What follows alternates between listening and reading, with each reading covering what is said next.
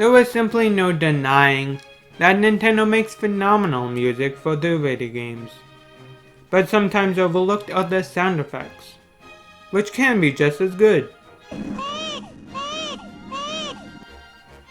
I said can be. Perhaps my favorite sound effect in Nintendo's whole entire catalog is in the beginning of Super Mario Galaxy, when you defeat this big Goomba to get a key. It's just so fat and juicy. Exactly what a sound effect should be. Unfortunately, the rest of the game is downhill from there.